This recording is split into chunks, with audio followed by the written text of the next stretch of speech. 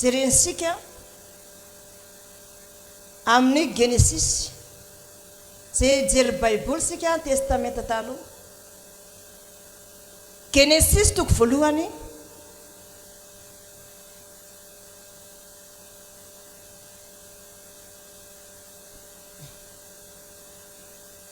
manomboka amin'ny anjininy voalohany. Genesis toko voalohany manomboka amin'ny anjininy voalohany. Genesis toko voalohany manomboka amin'ny anjininy voalohany. Zao ny voalaza ny anaran'i Jesosy Tompo. Tamin'ny voalohany Andriamanitra nahary ny lanitra sy ny tany, ary ny tany dia tsy nisy endrika sady foana, ary aizina no tambony lalina, ary ny fanan'Andriamanitra nanomba tambony rano. Ary Andriamanitra nanao hoe misy ny mazava, dia nisy izany. Ary hitan'Andriamanitra fa tsara ny mazava, ary nampisarain'Andriamanitra ny mazava sy ny maizina. Ary Andriamanitra nanao ny mazava hoe andro, ary ny maizina nataony hoe alina. Dia nisy hariva ary nisy maraina andro voalohany izany.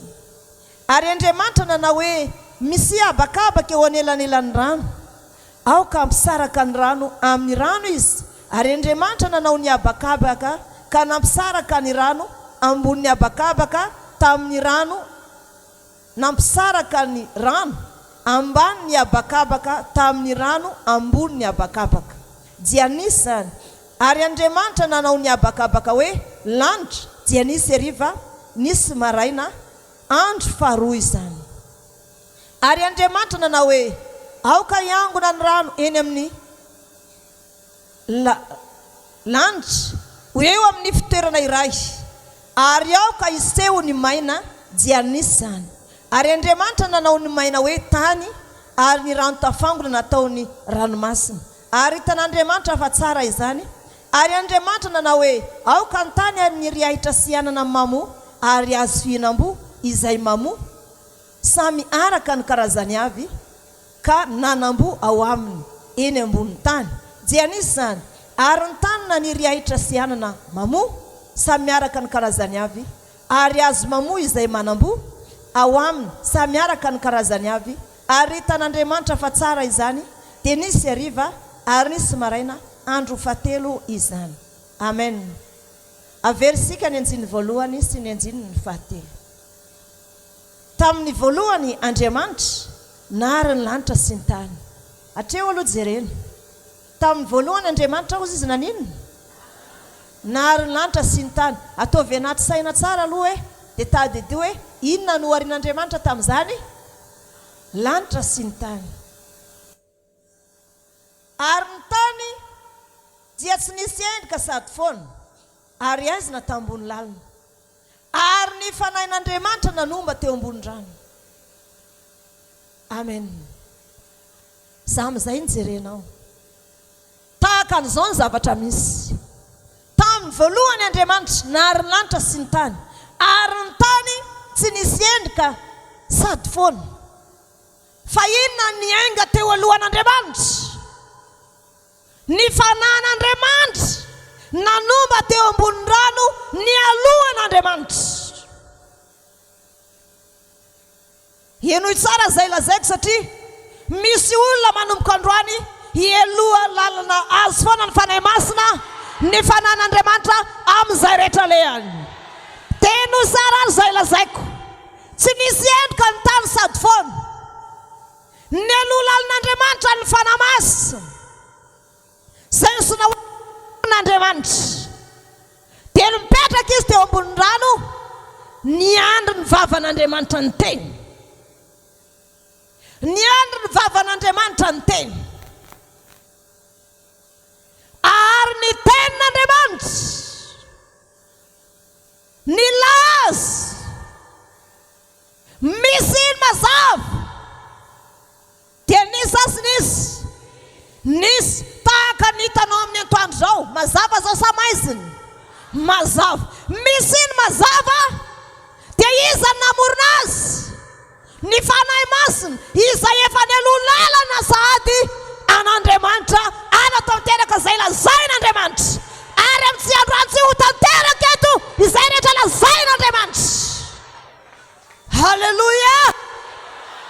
tanteraka eto izay rehetra lazain'Andriamanitra.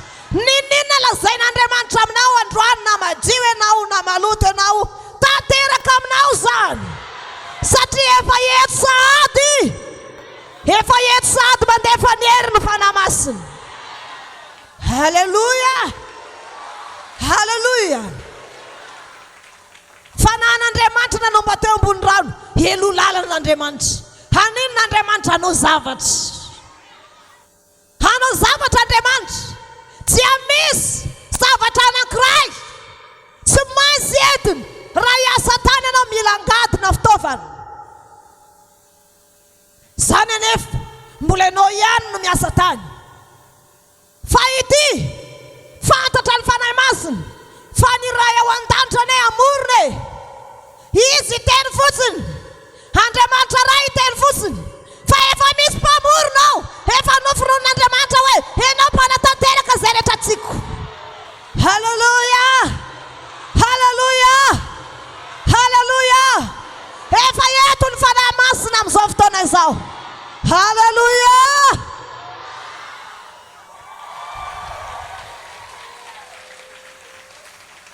Halleluja.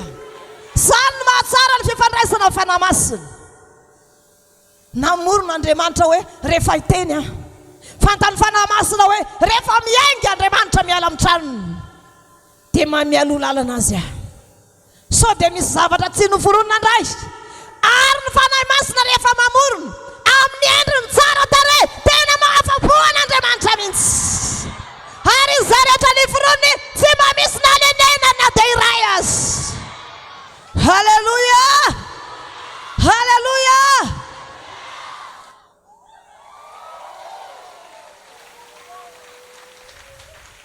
Tafiditra anatin'ny fanahinao sy ny sainao ve zany toroteny zany? Halleluja. Vao miainga Andriamanitra ray dia efa miesika ny fanahy masina. Tsy maintsy milaza izy hoe hiainga izy dia efa mivoaka ny fanahy masina, mivoaka ny trano. Hiainga Andriamanitra ray, hielo lalana. Aiza ny lalana? Miantsinanana izy, sa miankandrefana. Miantsinanana, lasa ny fanahy masina miantsinanana. Zany hoe ny fanahy masina panatanteraka izay rehetra lazain'Andriamanitra. Panatanteraka izay rehetra tian'Andriamanitra. Raha miteny Andriamanitra amorona ny zavatra rehetra, tao anatin'izany ny fanahy masina dia nandeha mialo lalana azy, nanomba teo ambony rano izy.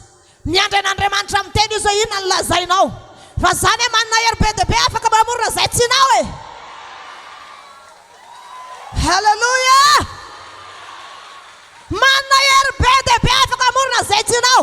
Teny Andriamanitra, mijery azy, misy iny mazava, tsy nio tsara fahaizina teo ambony lalina. Falazaiko anao rehefa miteny Andriamanitra zavatra tsy azo ekeny, zavatra mafy, ianao anaty izy, azavana mitakin'Andriamanitra aminao. Fa vita ny fanahy masina sa tsy vitany? Vita ny fanahy masina sa tsy vitany? Afa-po Andriamanitra, satra be ao anatin'ny aizina, tonga dia azavana nitakin'Andriamanitra voalohany. Ahoana ny eritreretra amin'izany? Raha izao fiainanao izao, tonga dia lazain'Andriamanitra miova androany dia androany. Hay ny fanahy masina zany sa tsy hay? Hay ny fanahy masina zany sa hay? Hay ny fanahy masina zany sa tsy hay? Raha ny fiainanao lazay fanahy masina iova zao dia zao. Miteny Andriamanitra hoe fiainana kristiana miaravavaka rehetra sao dia zao miova posaka ny fahazavana. Hay sasy ianao tao zany, izany mila zany, tonga avy aminao ny mazava amin'izao raha sy fotoan'izao. Halleluja, halleluja. Hosanna re, hosanna re.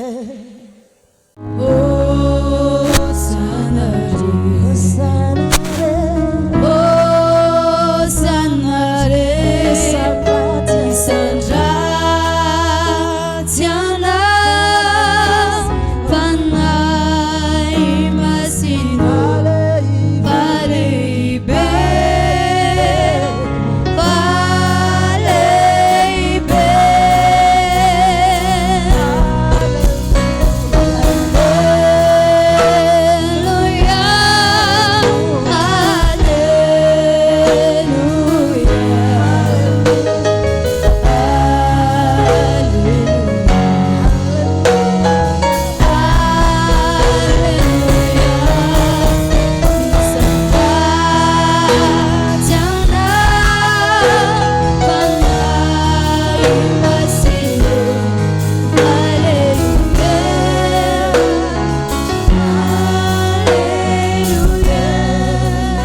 zao teriny anao.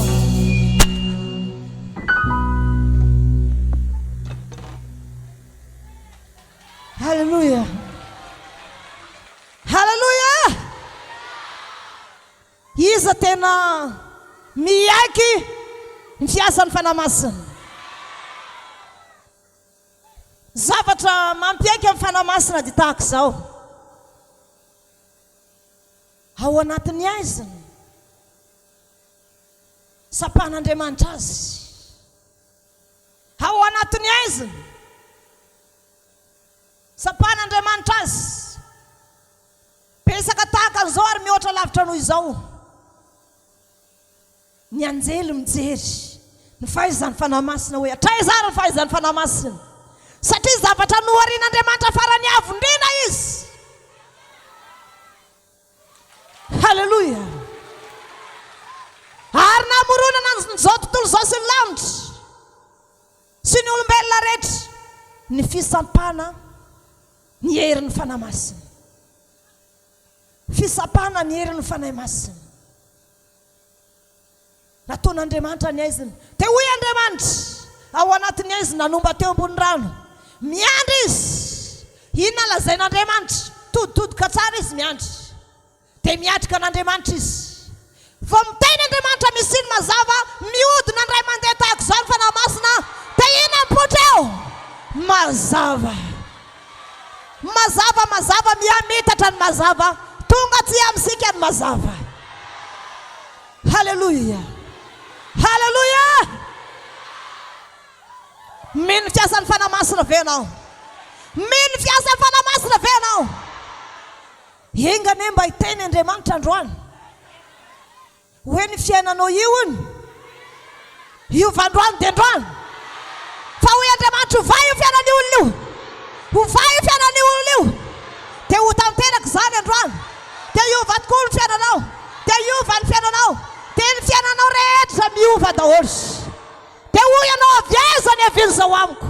Sy avy aiza. Avy amin'ny fiasan'ny fanamasina. Halleluja. Dia hoy Andriamanitra misy rano ambony tany. Dia misy rano miangona. Mihodina indray mandeha tahaka an'izao ny fanamasina. Dia tonga dia rano eo. Inona ny lokony tsin'Andriamanitra? Hoy n'Andriamanitra hoe ranomasina ny ilaiko manga be ny lokony. Rano fotsy be ny eo. Sy maintsy lokonao manga izy zao dia zao. Izany fahaizan'ny fanahy masina izay efa tonga eto androany. Halleluja. Izany fahaizan'ny fanahy masina. Dia hoy Andriamanitra rehefa nataony an'izao indray ny tanany nihodina indray mandeha izy. Manga ny ranomasina. Afa-po Andriamanitra. Afa-po Andriamanitra. Ary aseho tehaka mafy ho an'ny fanahy masina.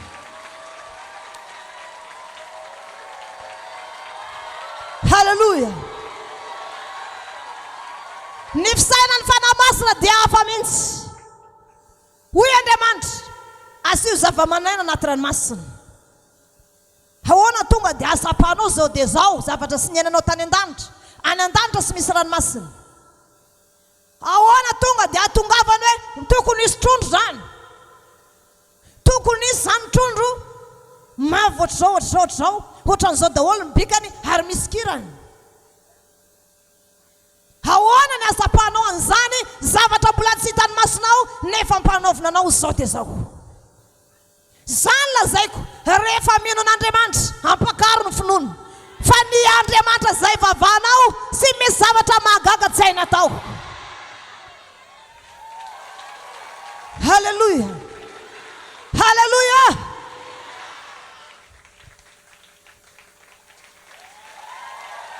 Halleluja. Miteny Andriamanitra aoka izy zava-mananaina ao anatin'ny ranomasina. Sy mila miandry ela be ianao. Fa rehefa iraka an'Andriamanitra io zao dia zao zany. Tsy miandry ela be zany fa rehefa iraka an'Andriamanitra dia zao zany. Ao anatin'ny sain'ny fanahy masina. Ahoana tonga dia atongavany ao anatiny ao hoe tonga tonga dia tsy maintsy misy trondro zany. Ahoana ny bika manendrika an'izany? Misy kely, misy vaventy, tsy maintsy misy zany ny crevette, tsy maintsy misy zany ny zao, tsy maintsy misy reny karazam-biby vaventy anaty ranomasina reny, tsy maintsy misy zany ny zao. Nohariny aloha ny biby madio rehetra. Teo amin'izay fanamasina ny eny tsara.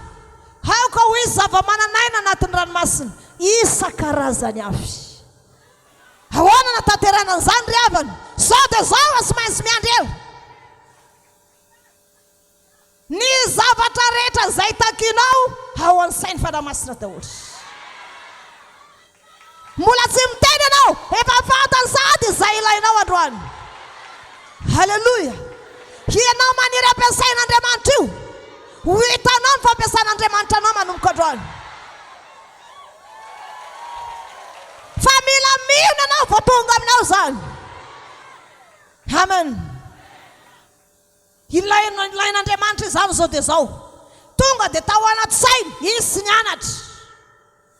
Tao anaty sainy hoe mila trondro, mila reny biby maventy reny, mila ohatr'izao, mila ohatr'izao. Ny hodina ndray mandeha izy, ny tanany tonga dia nampiasainy tahaka an'izao anatin'ny ranomasina. Reny daholo ny biby tonga dia milomano. Tonga dia milomano. Dia hoy Andriamanitra, inona ny sakafony reny? Tonga dia anatin'ny sainy hoe reto rehefa nohariana zao ny sakafony. Zany hoe sy vitana fianarana ny ampianarana ny fanamasina, fa tonga dia ao anaty sainy ao misy zavatra sy takatry ny sainao zany, zavatra sy takatry ny sain'ny olona zany. Fa magagana ny fanamasina maniry hiara-iasa aminao. Magagana ny fanamasina voasintona ho tonga amin'ny tsy toerana ity. Fa iza ny tena tsiny amin'ny tsy toerana ity no vanginy, nefa zany ny fahalalany sy ny fahaizany. Haleluia. Haleluia. Ny mpisabo mila mianatra hoe zao ny atao mandidy, zao ny atao mandidy, zao ny atao mandidy. Rehefa marary maso ny olona dia sondromotrao dia mivoaka ny voamaso dia asiana zavatra dia aveo veriny. Resaka fianarana ny 20 taona. Fa ny fanamasina zao dia zao. Zao dia zao. Haleluia. Zao dia zao ny azy tsy misy adjevitra. Rehefa miteny Andriamanitra hoe tadiavanao sakafo io, dia ahoana? Tsy maintsy tadiavana sakafo zao dia zao. Manesika ny tanany fanahy masina dia mihodina tahaka zao. Io ny zava-maniry sy ny vatolampy ao anatin'ny ranomasina. Gaga Andriamanitra, fa ahoana mihitsy hitan'Andriamanitra ozy izy fa tsara izany. Afa-po Andriamanitra sa tsy afa-po? Afa-po tamin'ny fiasany Andriamanitra. Ny fanahy masina ny solonao lava isan'andro io, tsy misy zavatra saina izy, fa zany ny fomba fiainany. Hoy Andriamanitra, misy ny tendrombohitra. Raha manototra tany eto Betlehema Juda, dia asiana tany anaty gony mba tsy ho very ihany ny anaty ranony tany. Misy ny tendrombohitra. Jery amin'izay miandry ny fanahy masina. Misy ny tendrombohitra sy ny hazo maniry eny amboniny. Indray mandeha miteny Andriamanitra. Tsy miteny izy hoe mila gony be dia be asiana tany eny vao mavita an'izany Andriamanitra.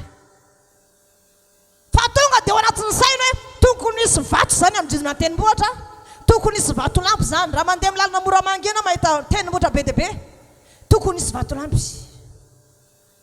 Hiazona an'izany hisy zava-maniry eny amboniny. Ahoana ny dinianao zao dia zao hoe hisy rano hiakatra any tamin'ny tendrombohitra amelona ny reny. Ny hodina ny ray mandeha izy tonga dia io fa miraro vato ny tendrombohitra tonga dia ngeza be. Ary sy anankiray fa nameno ny toerana maro. Haleluia. Haleluia. Dia Andriamanitra nandinika. Jerevan'Andriamanitra tsara ny fiasany. Andriamanitra nandinika hoe ahoana ny akaran-drano ny tendrombohitra. Fantatrao tsara, tsy mila tsiron-tany ilay zavatra any ambony any.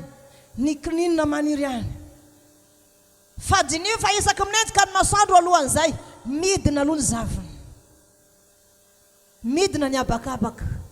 Setroka ho sika na zaviny asika midina eny ambony tenimboatra izy ireny. Aninona? Anamando ny fototra ny zava-maniry rehetra.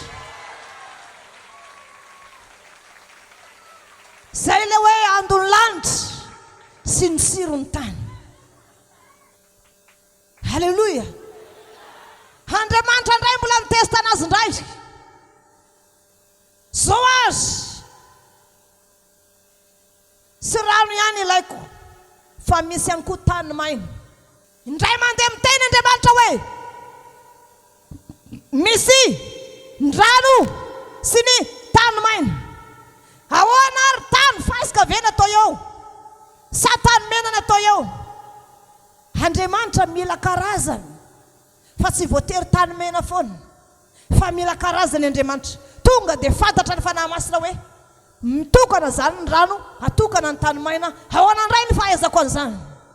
Sy mila calcul be any am-pianarany, fa ao anatin'ny sainy tokony misy zany tany mena, tokony misy tany fasika, tokony misy tany fotsy, tokony misy tany maitso, tokony misy tany mena, tokony misy tany mavo na tany fotsy. Fa ny fikambanany tany fotsiny ao anatin'izay tany zany maina. Rano nefa no ariko be dia be reto, tany maina ny ilain'Andriamanitra. Ahoana ny amaina ny reto? Tonga dia anatin'ny saina misaraka roa zany reto. Ny odina ny ray mandeha izy, tonga dia nisaraka roa. Ato ny tany maina ary ny rano dia ny rano atao ranomasina, ato no atao fipetrahan'ny olombelona. Efa azonao ansaina ve ny fahalebiazany sy ny fiasan'ny fanahy masina? Azonao ansaina ve zany? Ianao zay mahazo ansaina an'izany. Sy tokony ianao zany hoe hemotry na hoe angasiky, fa tokony ianao anakaiky an'Andriamanitra dia angataka amin'ny tombo foana isan'andro mba helolalina anao ny fanahy masina. Rehefa mialolalina anao izy, izay rehetra teneninao dia ho tanteraka avokoa. Halleluja, halleluja, halleluja. Dia hoy Andriamanitra, ny rano zaraina roa, ny biby miaina ny rano zaraina roa. Ny ray masina na rano masina foana io, aiza ny iainan'ny olona? Sy maintsy anamboatra ny olona any amin'ny andro farany any. Noho izany sy maintsy anamboatra olona. Noho izany inona ny rano sotroiny? Dia inona amin'izay no ataon'ny fanahy masina? Esorina ny ray ny sira, zaraina roa zany ny ranomasina. Esorina ny sira amin'ilay anankiray, atao amin'ilay anankiray, fa ilay anankiray zany ny ranomamy. Halleluja. Manahoana ianao amin'izany fahaizana izany? Vao miteny Andriamanitra hoe mila zaraina roa io, tokana satria fa ranomasina daholo. Inona no hoan'ny olona? Ny biby miaina anaty ranomasina tsy velona anatin'ny ranomamy. Mila manao rano ianao miala ny sira, miandry ny fanahy masina, miandry ny teny. Mila ny ranomasina zaraina roa, dia ny ilany tsy misy sira, ny ilany misy sira. Ny tanany fanahy masina fotsiny mihodina ny ray mandeha ohatr'izao, miala ny sira, tonga dia alefany any ny sira. Ato zany ny rano azotrony.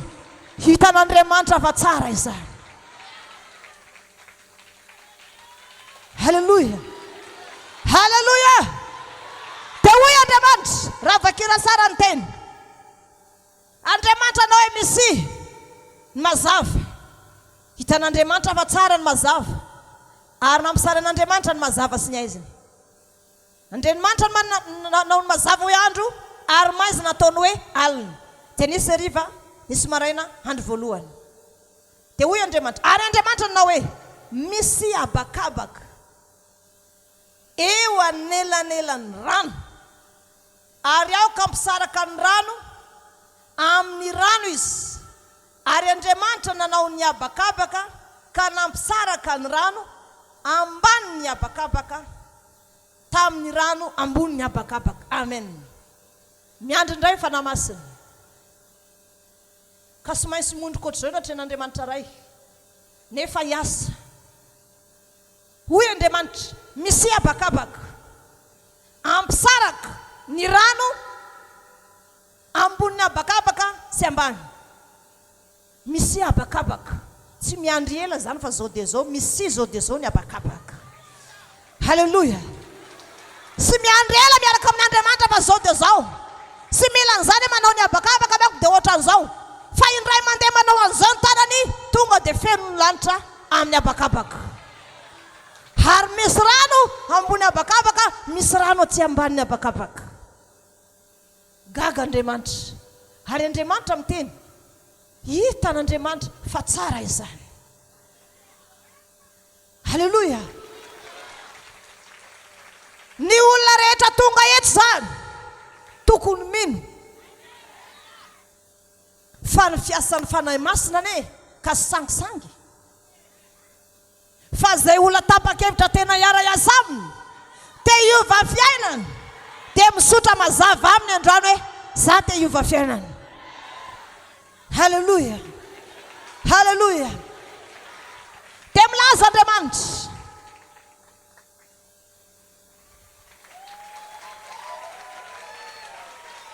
tavy mafy ny tehaka ho an'i Jesosy Tompo.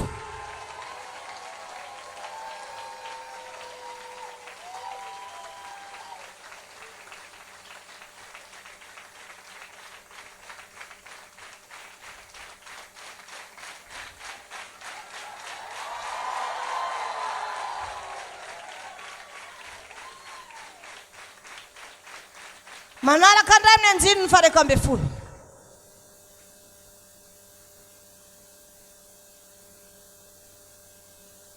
Ary Andriamanitra na hoe aoka ny tany aniry ahitra sy anana mamo sy azo fihinam-bo izay mamo araka ny karazany avy ka manam-bo ao aminy eo ambonin'ny tany dia nisy izany.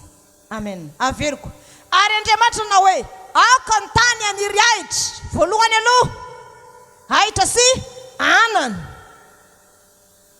anana mamo ary azo fihinam-bo izay mamo samy araka ny karazany avy ka manam-bo ao aminy eny ambonin'ny tany dia nisy izany. Amen. Miandry indray ny fanahy masina. Teny Andriamanitra, miandry Andriamanitra iteny. Ozy Andriamanitra ndraso hoe jerevako indray, ary io Andriamanitra raha io enjana be izy na resaka saina. Halleluja. Fa zao nefa zay rehetra iriny dia vitany fanahy masina sa tsy vitany? Vitany. Dia ny zavatra mitranga dia zao, satria izy nahary ny fanahy masina dia testeny amin'ny zavatra rehetra izy. Fa hoy izy misy anana mamo ahitra anana mamo sy azo manam-bo isan-karazany avy sady mamo eny ambonin'ny tany. Ahoana ary ny alalan'ny fanahy masina hoe tokony hisy ny sakay, tokony hisy ny bozaka maitso, tokony hisy ny anan-tsonga, tokony hisy ny voasary, tokony hisy ny voninkazo, tokony hisy ny rozy, tokony hisy ny voasary, poma, paiso, akondro, sasany boribory, sasany lavalava. Misy ihany koa ny poara hafahafa ny endriny. Mananasy tsy lava be fa fohy kely, mirasandrasana ohatr'izao ny raviny. Ny voninkazo, ny anana fihinana, ny zavatra rehetra. Halleluja. Ny zavatra rehetra jinina tsara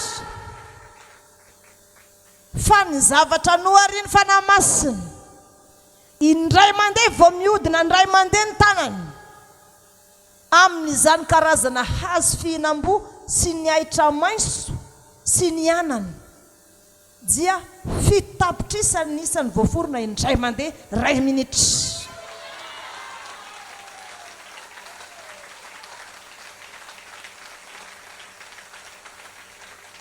Ray minitra mazao tena aloha ianao. Zany ianao mangetaheta iaresa amin'ny fanahy masina sao dia heverinao fa zavatra kely ny ataonao sy ho vitanao iara-iasa aminy. Fa isy fahaizana ho tonga ao aminao,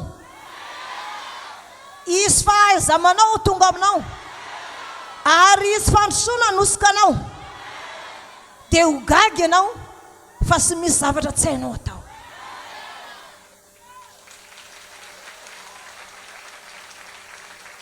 Halleluja.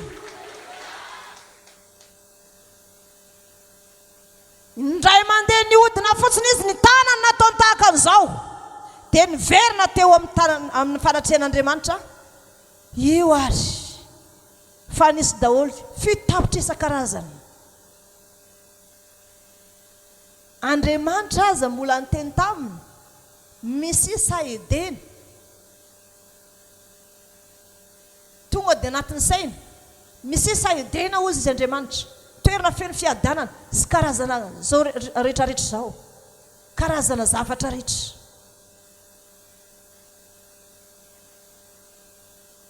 Vetivety no ariany fanahy masina zany. Io ilay zava-maniry fa ohatrany mbola mifonsase daholo, ohatrany mbola maitsomaitso mavana, misy zavatra fosifosy manarona azy, ohatrany mbola feno zavona setroka, satria mbola zavatra vaovao avy tamin'ny fanahy masina. N'Andriamanitra ariavana resy lahatra. Dia hoy Andriamanitra tamin'ny tompo, ndanandray ary ianao mamorona olona fa efa hita ny fiasan'ny fanahy masina, fa izay rehetra nitenenina taminy vitany daholo. Halleluja. Zao lazaiko anao, Andriamanitra niteny misy fahazavana eny amin'ny lanitra ambony manazava ny andro, ary ny volana sy ny kintana manazava ny alina. Niteny fotsiny Andriamanitra dia hoy izy ahoana ny tokony paozin'ny kintana, ahoana ny paozin'ny volana, ary ny masoandro anazava ny toerana maro, ary ny volana anerana n'izao tontolo zao. Ny masoandro samy manana ny azy, zay ilay hoe samy manana ny anjara masoandro. Fa kosa ny volana tsy maintsy rehefa tsy nambolona manerana n'izao tontolo zao. Androany zao feno volana manerana n'izao tontolo zao. Ary ny kintana, halleluja, ahoana ny paoziny zany? Fa nanehoany fanahy masina. Hoy izy masoandro, fanazavana lehibe hozy Andriamanitra, fa tsy niteny izy hoe masoandro, manazava ny andro, fahazavana kely amin'ny alina sy ny kintana. Inona ny nataon'ny fanahy masina? Vona eny baiko, zay rehetra tenen'Andriamanitra tonga dia ato zany mamorona. Ianao zany rehefa miara-miasa ny fanahy masina, vao mieritreritra fotsiny ianao tonga dia efa tanteraka ny fieritrretana.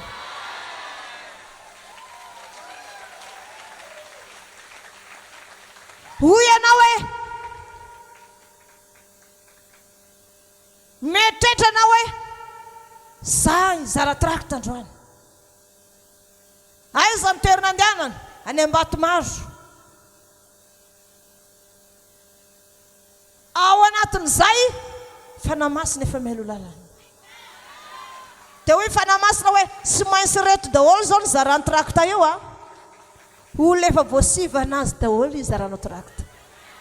Dia manaiky ny olona. Tsy misy ny olana voninahitr'Andriamanitra foana miseho aminao, satria izy zany miara-miasa aminao. Fanahy masina. Nohariany fanahy masina ny masoandro, nataony ngeza be ary tena mamay. Nohariany ny volana mazava, ary nohariany ny kintana tsy miala eny amin'ny lanitra eny. Afa-po Andriamanitra, ny lokon'ny lanitra nataon'Andriamanitra tovy miovaova ary ny lokon'ny lanitra. Ny manga misy bleu ciel amin'ny lanitra misy bleu roi. Misy izy io ndraindray ohatran'ny orange. Ho an'izay nandeha tamin'ny pasika an'Ezekia dia mahita an'ilay lanitra samy manana ny lokony ilay mitsoratsoraka ohatr'izao. Ohatran'ilay tanany iny. Ainy avokoa ataony orange ilay izy, ataony mavokely. Avy eo misy ary ny arc-en-ciel. Nataony ny arc-en-ciel vitany. Teny tompony ray nijerevan'Andriamanitra ray. Tonga ny andro zoma. Ndoana olombelona, tanana ozy izy, Andriamanitra ray midina manao ny olona tamin'ny tompo. Inona anaovana ny olona? Tany. Tany anaovana ny olona. Dia nalain'ny tompo ny tany. Io tany io dia nivolavolaina fotaka misy rano, dia niraisiny tamin'ny tanany dia nasiany lohany. Tovy tahaka ny endrik'Andriamanitra, tovy amin'ny endrika ao mihitsy. Nasiany tanana dia mirasana dimy, dia nasiany tongony. Lehilahy no ariany voalohany dia iza ny anarany? Adama. Mbola fotaka izy, fa nomeny tompo fofinaina ndray mandeha. Tonga dia niala ilay fotaka, vadika hoditra. Halleluja. Halleluja.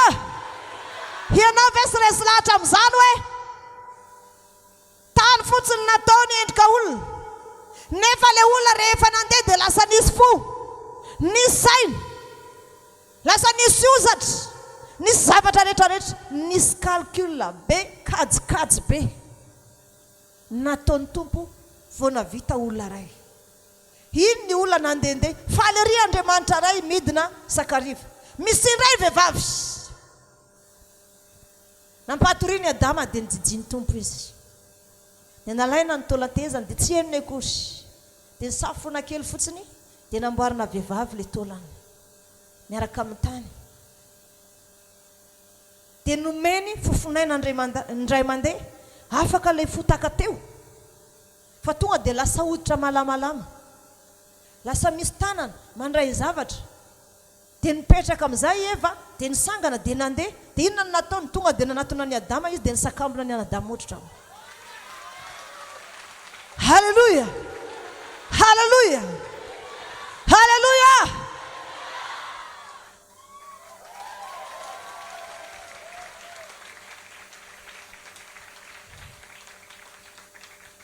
Ny ao an-danitra ao sy misy zavatra tsy vitany. Ka raha hitrapony lanitra anao manomboka androany, tokony havita zavatra ihany koa ianao. Aza mba kely finoana zany sony manomboka androany, fa hitaro ny saina fa tokony havita zavatra. Halleluja. Iza te hare asa amin'izany fanamasina zany? Tena vitanao ve? Ao an-trano anao tsy mbola manana asa, mikarakara dosie anao, dia miteny fotsiny anao amin'ny fonao, fanahy masina, raha mapetrako any ity dia hivaly. Aiza ny birao ametrahana amin'ny birao tahaka an'izao a, amin'ny varavarana ohatra an'izao. Iza ny melo lalana ao any? Fanahy masina. Dia gaga ianao. Ny olona rehetra mbola misy manam-pahaizana noho ianao, tsy voaray fa ianao voaray, satria miara-miasa amin'izy. Zakanao aloha ny fiara-miasa amin'ny fanahy masina sa sy zakanao? Tena zakanao ve? Tena mifonao ve nitiavanao azy?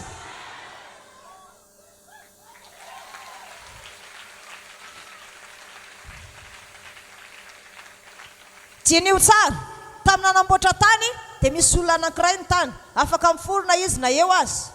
Tany modikodina fotsiny tonga dia miforona olona. Dia nitestehan'Andriamanitra koa izy. Ao anaty Baiboly zany.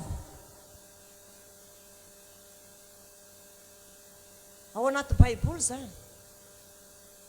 Amin'ny Anjiny 4:20 dia miteny Andriamanitra. Ary Andriamanitra nanao hoe, aoka ny tany amoaka zava-mananaina samy miaraka ny karazany avy, dia biby fiompy sy biby mandady, na mikisaka, biby dia samy miaraka ny karazany avy, dia nisy zany. Amen. aoka ozy izy ninona vita ny tany dia mba miseho teo koa izy dia hoy Andriamanitra zao dia zao ianao mamoaka karazana biby fiompy amin'ny fahaizanao dia biby mandady biby mikisaka zany ny kankana kely le manao an'izao reny mandeha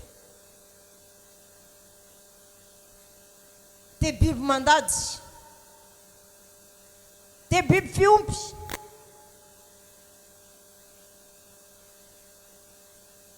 jerena vitany tany sa sy vitany tany vitany sao ny voalazan'ny baiboly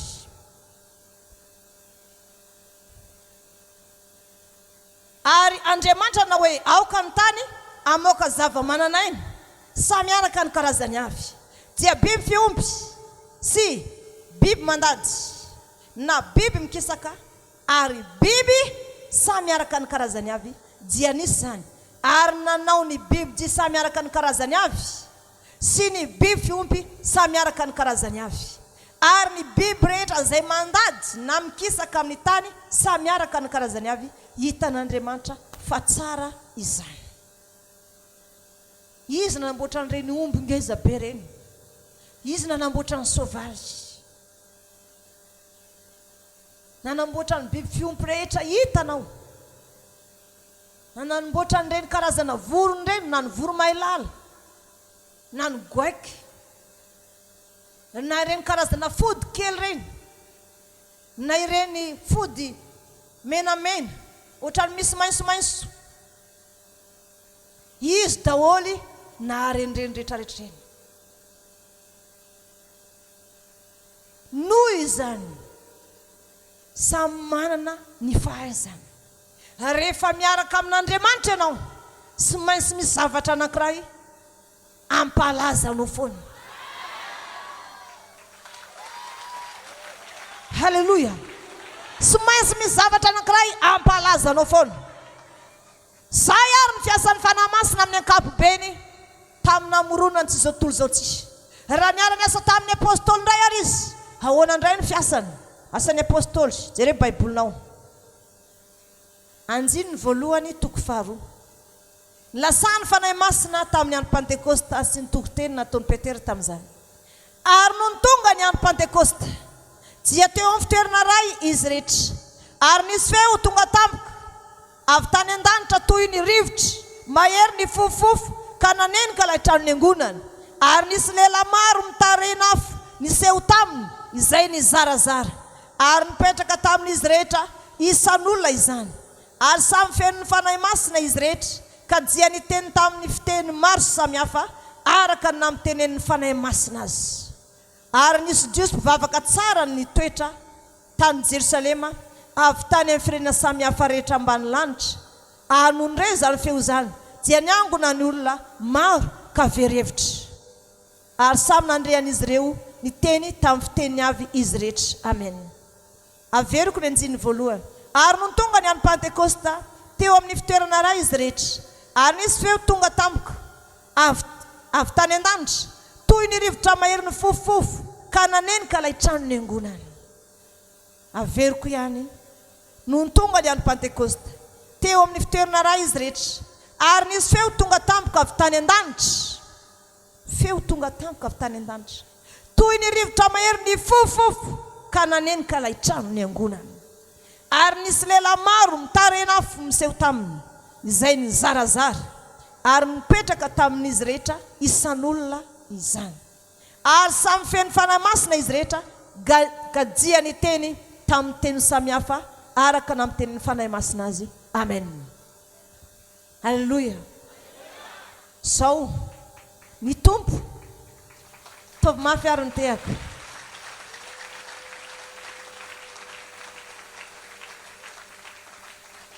ny tompo nanjidy ny apôstôly tamin'ny fanahy masina ny apôstôly zay nijijiny tamin'ny fanahy masina andeha ny tompo hitra vonahana fanatolony any fanahy masina ny apôstôly ary izy aza miala eto Jerosalema nareo mandra-patanteraka ny teny fikasan'ny ray aminareo izany ozy izy dia tsy misy malala afa-tsy ny ray ihany. Izany dia tsy misy malala afa-tsy ny ray ihany. Zavatra misy sy ny tranga dia tahaka izao, tsy misy malala na dia ny teny azy izy ireo amin'izao va no hamerenana ny fanjakana ho amin'ny Israely satria Romana no nanapaka tamin'izany. Dia hoy izy, sy ianareo no halala ny sitrapony ray izay izy ihany no hanao azy. Iza zany no hanatanteraka ny fanomezana ny fanamasina ho an'ny apôstôly ny ray. Averiko tsara amin'ny toko voalohany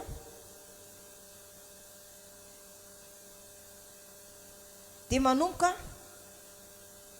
amin'ny anjininy ny fahadimy. Koa izay tafangona teo dia nanontany azy hoe, tompoko, amin'izao va no ampojinao ny fanjakana ho amin'ny Israely? Fa hoy koa izy taminy, sy ianareo halala ny andro na ny fotoana izay efa notenireny ray amin'ny fahefany ihany, fa azo herinareo amin'ny lasany fanahy masina aminareo.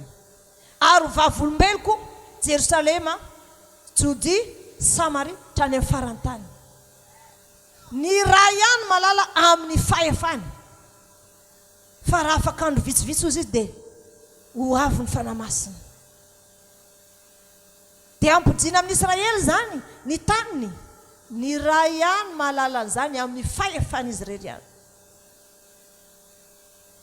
Fa ianareo fotsiny aza miala eto Jerusalema miandry ny teny fikasany ray. Zany hoe miandry zany hoe vino zany fanahy masina zany tonga, ho vino zany fanahy masina zany tonga. Zany foana ho anom-pony apôstôly isanandro satria miankina amin'izany ny anetsehana an'izy ireo amin'ny asan'Andriamanitra. Miankina amin'izany ny fahombiazan'izy ireo ny asan'Andriamanitra. Marina fa nomeny tompo azy ny fahefana nitsaka ny maimboka sy ny menarana. Kanefa ny fahefana nanany fa ny hery amin'izany aiza. Asika ilay izy tahaka ny anao ny fahefana nananao, inona ny tsy vitanao, fa androany ianao vao handray an'ilay hery izay ahafahanao manatanteraka an'izany. Halleluja, halleluja. Dia zao ny zavatra nisy nikatotrano amin'izay ny apôstôly. Vinary ny teny fikasana vao tonga, vinary zany. Ho avy ny Pentekosta afaka 10 andro, tombo lasany an-danitra. Aza malahelo nareo fandehana mboatra fitoerana ho anareo dia verina indray tahaka ny nahitanareo na vinary zany. Inona ny tokony atao? Inona daholo zany zavatra misy? Miandry, miandry, miandry. Mivavaka tahaka anao zao ihany koa ny apôstôly fa iny telo taona sy tapany nanaraka an' Jesosy teny foana. Fa inona sisa ny rasan'izy ireo dia hivoaka ampiasain'Andriamanitra izy ireo, hivoaka amboninahitra. Ny teny fikasan'Andriamanitra ray dia ny fanahy masina. Zay ny nandrasany, zay ny nandrasany. Ary rehefa tonga amin'izay ary ny fanahy masina, zareo nivavaka, nisy feo avy tany an-danitra tonga dia tahaka ny rivotra ny fofofo. Ary nisy lehilahy maro teo amin'ny lohany, gaga izy mijery, hoay Petera, misy hafa eo amin'ny lohanao. Dia hozy Petera, aiza koa ianao koa raha misy? Dia hoy John, Jakoba, ianao samy misalasala tao satria samy feno fanahy masina. Sy nisy nasiaro ny tenany fa samy nandeha tamin'izay re any. Teo nodikodina teo. Ary ho tanteraka eto zany androany.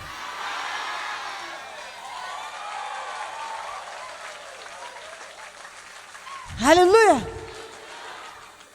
Tonga ny fanahy masina, tanteraka ny teny fikasany ray. Tonga ny fanahy masina.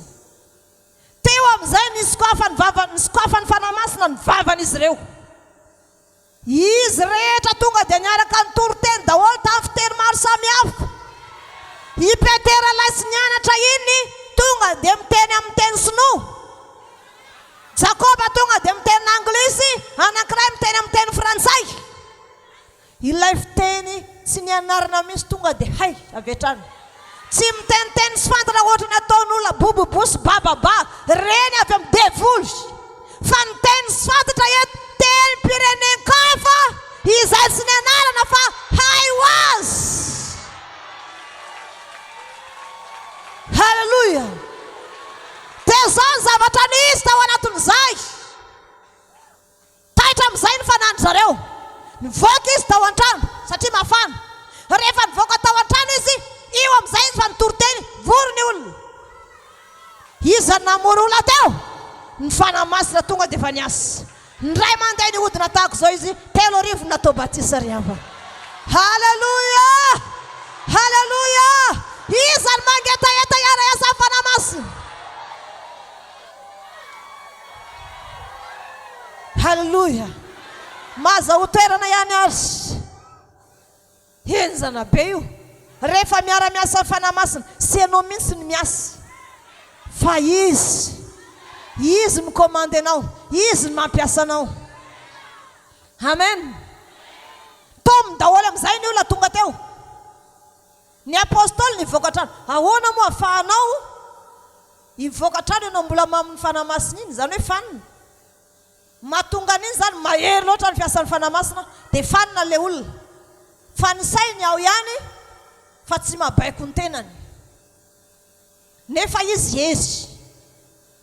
Dia nivoaka ny trano amin'izay izy rehefa mamay satria feno afo. Satria hoy ny tompo, zanao ny anjeliko rivotra ary ny mpanompoko le lafo. Halleluja. Ary tao anatin'izay zavatra nisy. Nivoaka amin'izay Petera. Zareo nivoaka fanamasina ny hodina ny ray mandeha tahaka an'izao. Tonga dia resy lahatra ny olona teo. Ny teny amin'izay Petera. Be dia be ny olona teo. Olona 3 arivo natao batisa. Fa misy olona ampiasainy fanamasina tahaka an'izany ato. Raha tena resy lahatra tanteraka. Zakanao velo miara-miasa aminy sasy zakanao.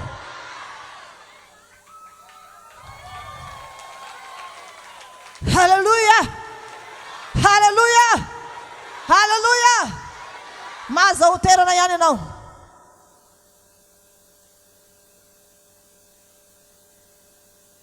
Hafa misy zany hoe miara-miasa fanamasina. Ny antony fanamasina amin'izay izy ireo andeha ho any amin'ny tempoly. Hatramin'izay ary Petera no zany tompo dia nalahelo tao foana ny fahadianina. Fanamasina amin'izay tao anatiny. Mirijarija amin'izay. Andeha ho any amin'ny tempoly. Io misy lehilahy mpangataka. Efa hitany efa ela io. Dia hoany io. Dia hoy ny fanamasina amin'ny Petera. Fanamasina zany tonga dia melo lalana. Tonga dia fantatra sady hoe sangana io androany. Efa nasangana ny fanamasina io. Fa miandry miteny alokan'ny baban'ny Petera fotsiny io. Dia misangana. Zany lazako hoe ny fanamasina dia melo lalana ny olona vonina iara-iasa aminy. Halleluja. Vonina iara-iasa aminazy venao. Afaka melo lalana anao izy raha vonina iara-iasa aminy anao manomboka androany ka manolotra ny tenanao iara-iasa amin'ny fanamasina. Vonina vena sa tsy vonina. Halleluja. Halleluja. Halleluja. Satria efa nididiny tompo tamin'ny fanamasina ny apôstôly. Fa lasa ny fanamasina. Lasa amin'izay. Ahoana io mpangataka io? Mbola kely ohatrany Petera efa nahita ny mpangataka io teo. Satria efa 70 taona io mpangataka io. Nandalo teo ny fanamasina. Efa natsangana io. Dia hoy izy Petera, banjina anay. Dia nibanjina azy le olona. Tsy manana vola fotsy na volamena omenanao zay. Fa Jesosy Kristy avy any Nazareta mitsangatsangana. Halleluja. Amin'ny anaran'i Jesosy Kristy avy any Nazareta mitsangatsangana. Mitsangana le olona sasy mitsangana.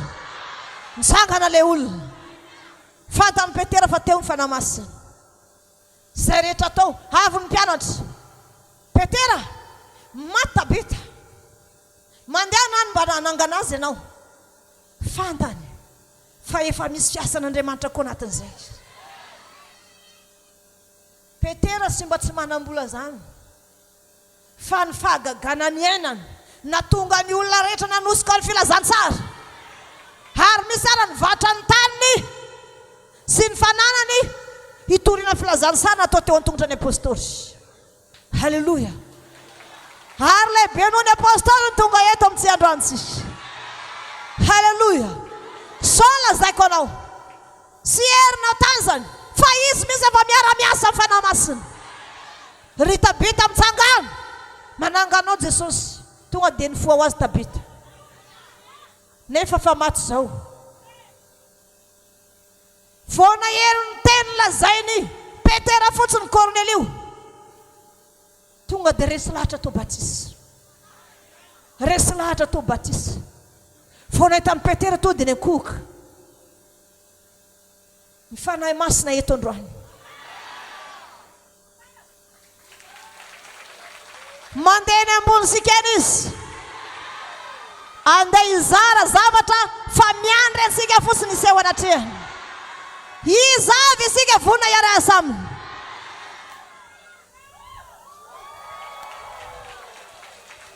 Halleluja. Halaina ry Petera dia lefa any am-ponja. Ao loza izy ny loolona sy ny mpisorona be anelingeliny. Dia tonga ny fanahy masina dia sokafany. Maka endrika olo izy. Vao mandalo fotsiny ny fanahy masina dia misokatra. Mivoa Petera, mivoa. Hafa ihany misakaiza aminy. Na ao anatin'ny aizina azy ianao tonga ny foana ny fanahy masina mangy anao. Na mitomany anao izy manamitamby anao, ary tsy ho izy aminao sony zany ranomasiny, raha sy hoe ranomasim-pitiavana ny fanahy masina zany. Halleluja. Ny zavatra misy dia ohatra zao, nifonjaina ry zareo, kapohana aloha dia nifonjaina. Dia hoy izy ny fanahy masina, voky nareo. Dia nivoaka dia jerena nifonja sy vaky. Fiary Petera tsita. Dia hoy ny olona nampijirinareo am-ponja tadiavinareo iny hoe efa rian-kazan'ny tempoly manao fahagagana. Halleluja. Halleluja. Efa any amin'ny kazan'ny tempoly manao fahagagana. Ary sy vitan'izay ihany ny olona rehetra nitady ny apôstôly daholy. Fa hozy Petera, alaro eny amin'ny lalana daholy. Fa za andalo amin'ny lalana 67 hektara iny rehefa avy eo.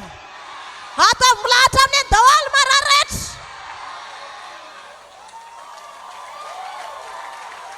Niala ny asa tamin'izy izy tamin'izany. Fanahy masina. Eny fanahy masina. Any 67 hektara hono Petera manaraka. Any no marary. Elo lana ny Petera efa sitrana ny fanahy masina ireo. Fa miandry aloka ny Petera manao an'izao fotsiny. Dia iny ilay aloka dia mandeha dia iny ilay aloka manaraka.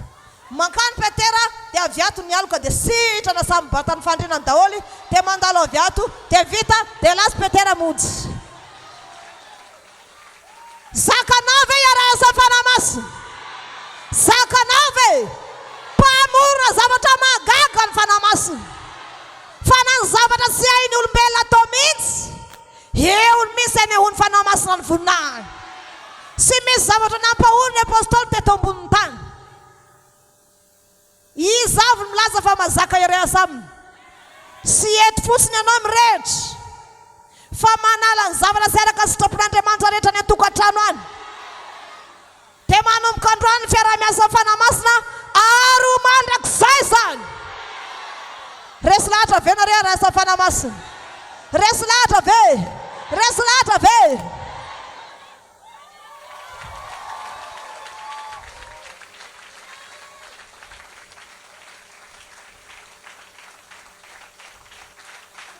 Halleluja.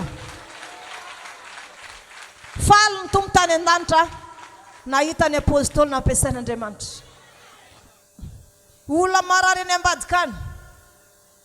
Misy olona miteny, Petera, misy marary ry ambadika ry. Hitanao ry trano ry dia eo ambadika an'io dia ambadika an'io ao. Amin'ny trano fahatelo ao. Dia ho Petera ndanonao mankany fa eto fotsiny amin'ny teniny. Dia tovy meny ny sofiny. Halleluja. Za ozy izy ka mandeha any. Za andeha maika be. Nona Petera amin'izany. Dia miteny fotsiny, hey! Riena ia! Malasitrana anao Jesosy! Patao ny fandrinao! eno le lehilahy, eno ia za zany. Ina tsara ozy izy manasitranao Jesosy, batao ny fandrinao, batay ny fandrinana. Lasa izy sitrana.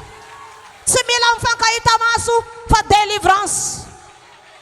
Misy elanelany azy dia afaka anasitranany olona.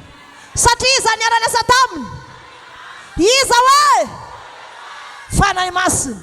Ka lehibe noho izany ataony fanahy masina amin'ny olona izay resy lahatra hiara-iasa aminy androany. Fa mila manana finoana ianao ahafahanao miara-miasa. Amen. Asandrato ny tanao dia misaoran'Andriamanitra ny amin'ny tenin'Andriamanitra.